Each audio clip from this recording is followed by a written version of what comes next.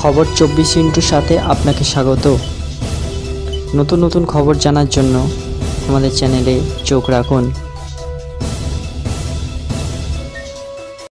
পরের জায়গা পরের জমিন ঘর বানাইয়া আমি রই, আমি তো সেই ঘরের মালিক নই।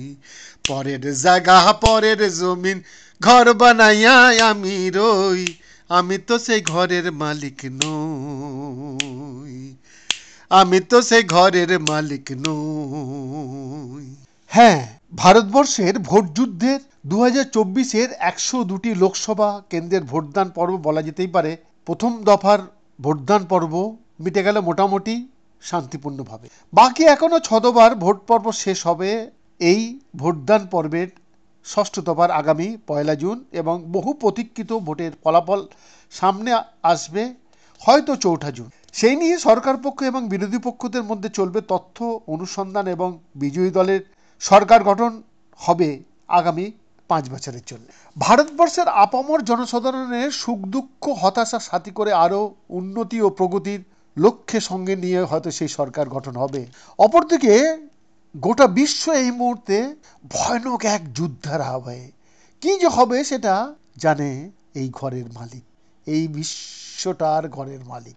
বিজ্ঞান প্রযুক্তির এত উন্নতির মাঝেও কেন সারা বিশ্ব জুড়ে সাধারণ জনগোষ্ঠীর উপর ভয়ানক যুদ্ধের যে নারকীয় প্রভাব পড়ে, সেগুলি বিগত বছর দুয়েকের মধ্যে উন্নত জনমাধ্যমের দৌলতে সামনে এসেছে। রাশিয়া ইউক্রেন যুদ্ধ, ইসরায়েল হামাস যুদ্ধ, যেখানে যুদ্ধবাজ যারা তারা যুদ্ধ লাগিয়ে বহাল তবিয়তে সুখের দিন কাটাচ্ছেন, আর নিত্যদিন শিশু মহিলা অসহায়ভাবে যুদ্ধের বলির মৃতদেহের পাহাড় হয়ে চলেছে।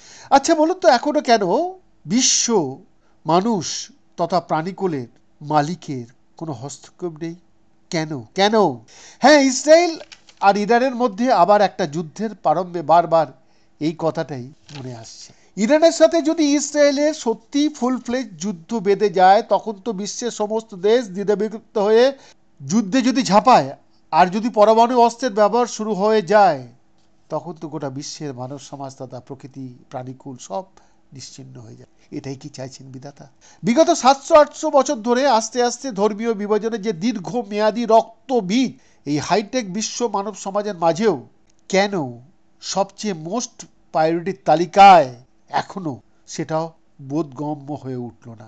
শুরু করেছিলাম একটি বড়ই শিক্ষামূলক লোকগীতিকে সঙ্গী করে। ভাবুন তো, এই পৃথিবীতে আমাদের বিশ্ব মানব সমাজের বেঁচে থাকার একটা সীমা ধার্য করা আছে।